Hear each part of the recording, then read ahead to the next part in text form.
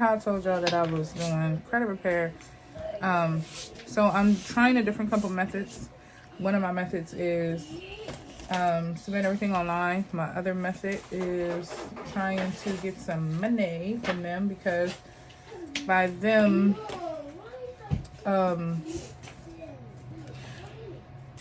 violating your rights by law, you can sue. So I received some mail, and I'm just going to go through it to try to see. This is just point of view of me opening some of my mail that I have received from some of these companies trying to either plead their case or from some of the credit reporting agencies. So we're going to open this first one. Our first one is from LexisNexis. Let's see.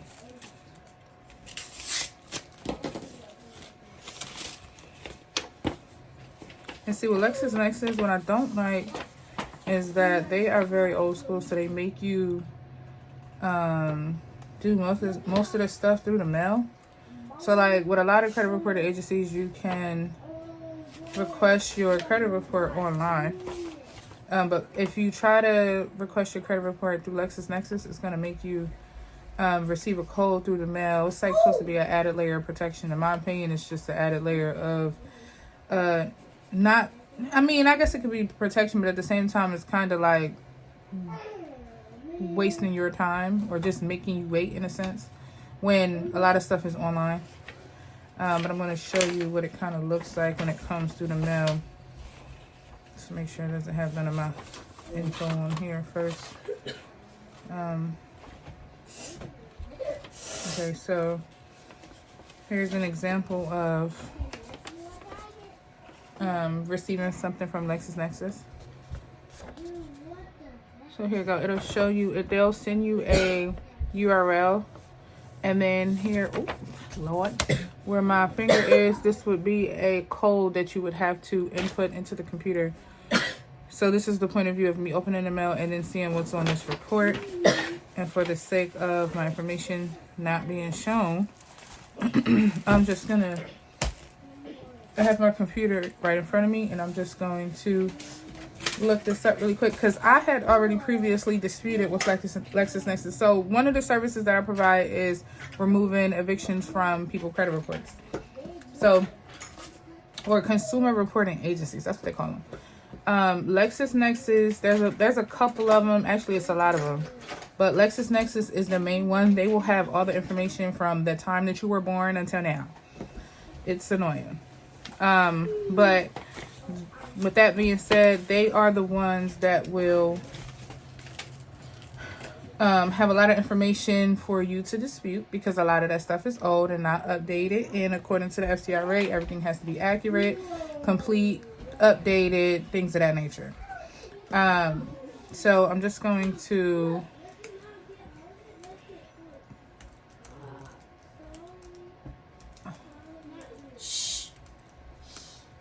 if y'all can hear my kids in the background, excuse me. I have 3 of them.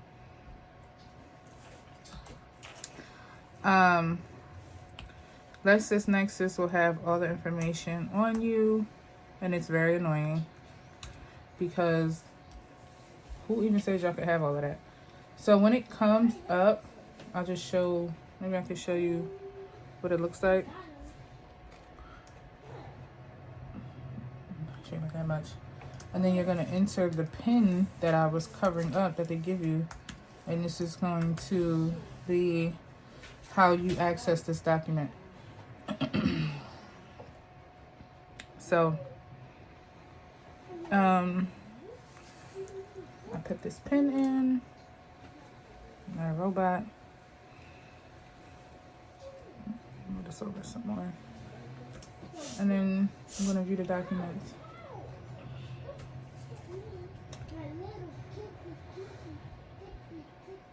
H-U-E, oh, I'm missing a P. It's fine, babe.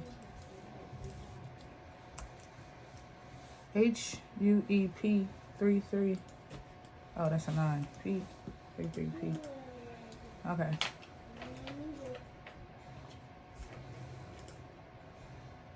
HUEP33P. What is going on? HUEP33P. Lord help me. NE36GZF.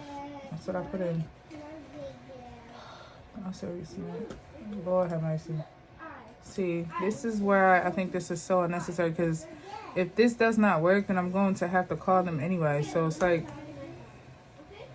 what's the point of even doing it this way? Like, I understand the added layer, but okay. So I just refresh my page and then enter the code in again, because why it's not working. But I'm going to open up this was created on December 26th, so I'm going to open up this document to see if what I disputed is still on here. When I first did my credit reporting agency pool from LexisNexis, they had 70 pages on me. Insane. 70 pages. So HUEP.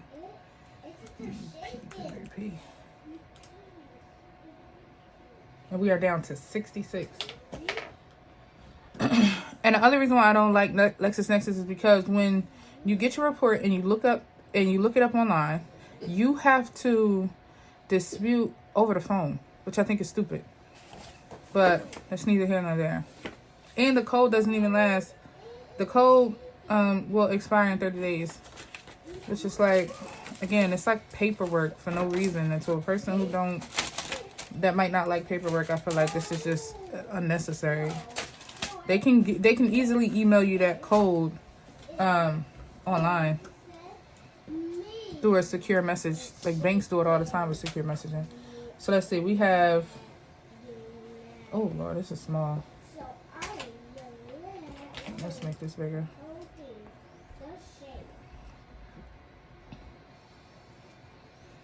So they have identification records, right? So they have my name, middle name, some names that wasn't even mine on here. They got all the addresses that I've lived at and how, where they got the source from. But again, this is information that should not have been shared because I never gave written authorization. And under consumer law, it tells you have to have written authorization for most of this stuff. Like, even though this stuff might, because your personal identifiers, which is like your name, your social, your date of birth, how these can even be connected to you, out of everybody in this world, these are things that should not be shared. But unfortunately, that's why we have so many data breaches in the United States, because this stuff is shared and nothing's happening but them paying a dollar amount, which is like, your information gets shared, that people can do whatever they want with that. So I have literally 2 pages of addresses, and some of these are like repeated addresses. Like, they have one in Pennsylvania. I've never lived in Pennsylvania a day in my life. Or they'll have like the if you live in an apartment complex before, they'll have the address but not the apartment number, and then they'll have the address with the apartment number. It's so stupid. Okay, let's see. So this is so LexisNexis was where an eviction that I had way back when, like 2018, was reporting, and I got that right off, because even though with evictions and public records, even though they are public knowledge, how you got to think, how can a company connect that account to your name without sharing the information, without sharing the personal identifiers? Like, how would you know that I lived at 123 Elmo Street if I've never told you that? And the credit reporting agencies, they aren't even agencies, like, people don't even know about them because we don't deal with them directly.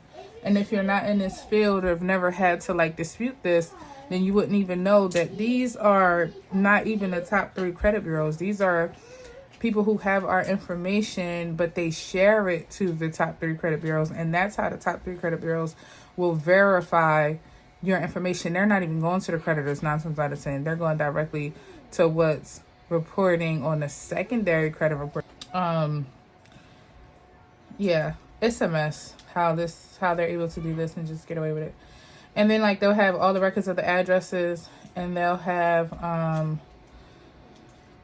like, was it a residential or a business?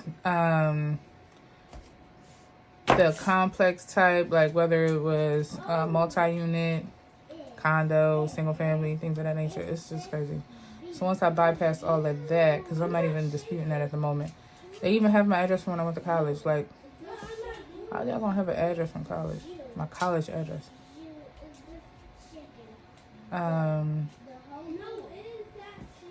Oh my stars.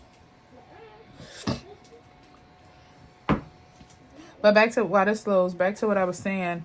It says that, so with public records, how can they connect you to a eviction if they don't have the personal identifiers? So what happens is they're going to take your address that has been reported from a credit reporting agency, and they are going to data pull with the courts that's in that county. And then if your name come up, 9 times out of 10, they're going to link that to you by either using not just your name, because you know people can have the same name, but it's going to be a birth date. They're not going to show that, but it's going to be a birth date. Because how else would the court know? You know, like, know that it's you. When you're getting sued or when an eviction is filed, they're going to have your name and your date of birth, and they have a filing date, a filing number, right? But when the eviction is reporting, they're just having your name, the filing date, and the filing number, and whatever court it is.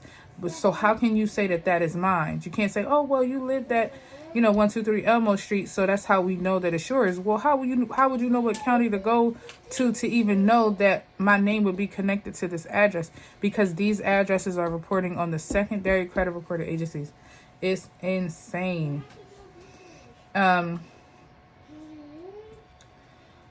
So I already have the lien, judgment, and civil filing records expunged. I got that off. Y'all not gonna report my information without giving me a permissible purpose or without providing me proper authorization.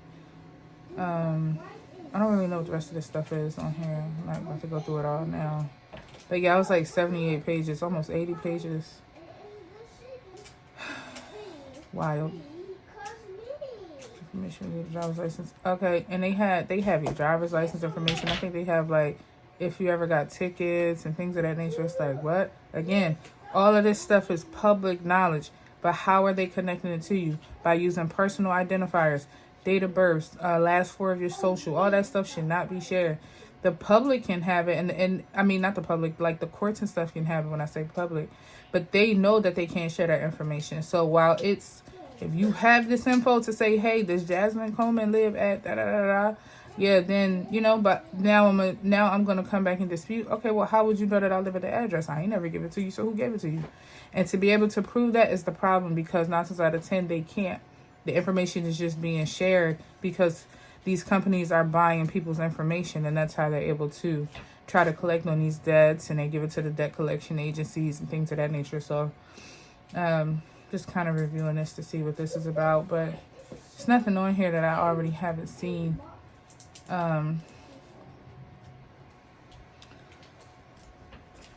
So it is what it is here. As long as that judgment or that eviction is not reporting anymore. So let's see what this next one is. I think this is just my statement for my car. Yeah, this is my statement. I'm going to put this on the side. My statement. Because I'm trying this new thing. I'm not going to talk on it now because I don't have all the information right now. But my oh my, God has me doing a deep dive when it comes to this law stuff, or this consumer law. And boy, oh boy, the stuff that I'm finding out, it's insane. What is this? Okay. Alright, that's trash. I'm gonna put this in the trash. Okay, I have another one, pre-approval for a card because I got my credit together. And I got that score up. If you want me to challenge the items that are reported negatively on your credit report, you can see the link in my bio.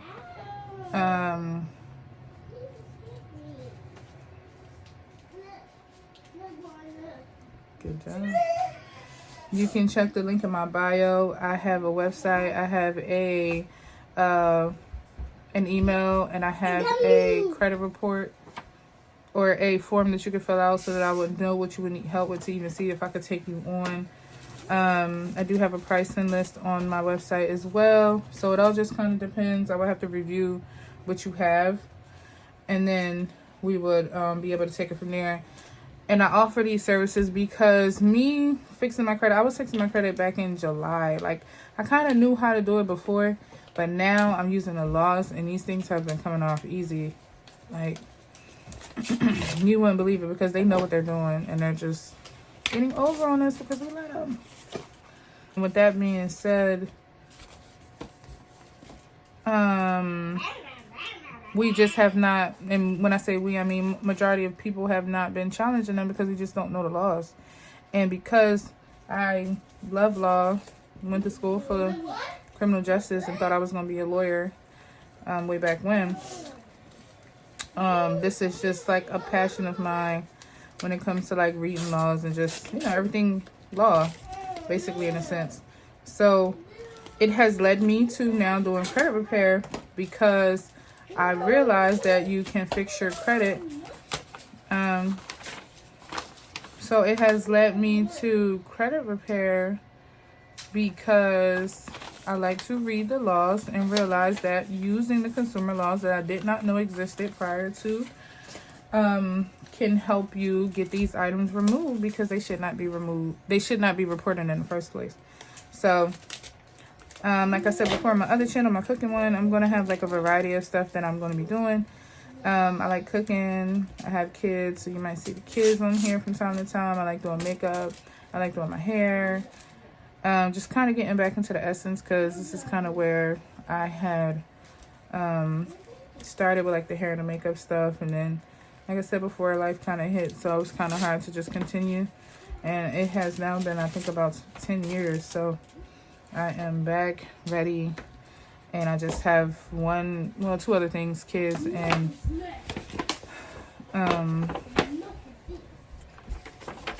credit repair, consumer law now under my belt that I can add to my resume as well.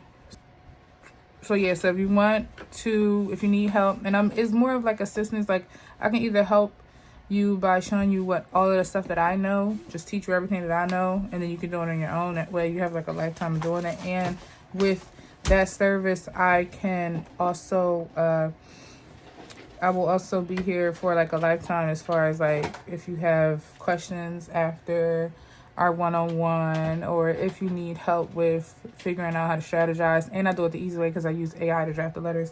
Do not be sitting here trying to think about what letters to put together to get at these people. Like, make it easy for yourself. Use AI to draft the letters to send to these companies.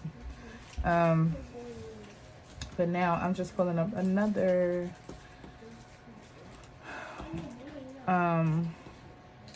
LexisNexis because they sent me another one, which is like insane. But yet we here. DK41 GDD. And it's going to be QQTCHCA. How many pages we had? Not December 4th, December 14th. Let's see how many pages we had. It's actually my son's birthday. Okay, so we have QQTCHCA. Ooh.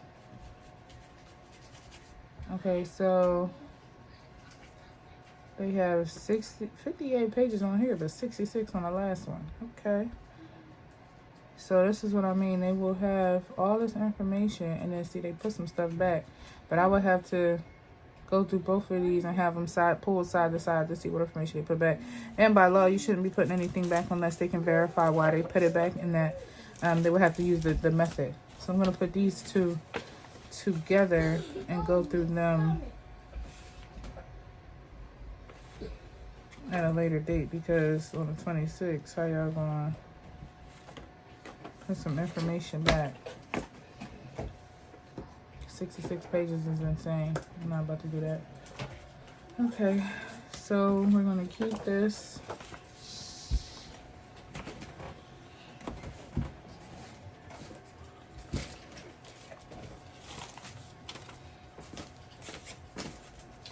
Let's get this Verizon. Okay. Verizon, I think it's just a statement as well. So it's nothing.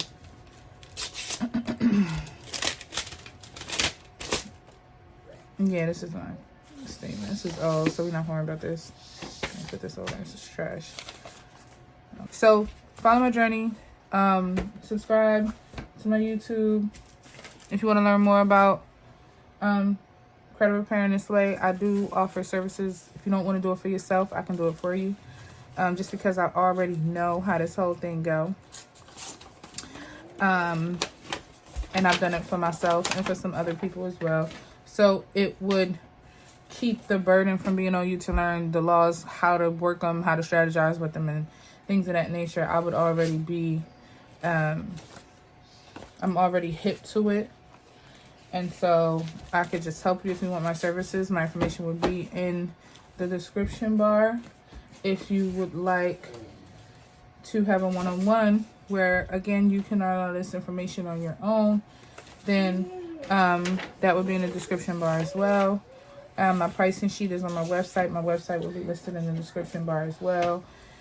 And yeah, come back. We're going to learn about some consumer law. We're going to learn about some credit reporting. We're going to learn how to use AI to take these negative items off. This goes for collections. This goes for charge-offs. This goes for bankruptcies. This goes for public records, evictions, anything that can report negative. We're going to challenge it to even see if it should be reporting in the first place. And once I discover the other stuff as far as taking them to court, then that's going to be something, a journey that I embarked on as well, to share with you guys, to show that we don't have to be afraid of these companies, because it's our information. It's our information. So stay tuned.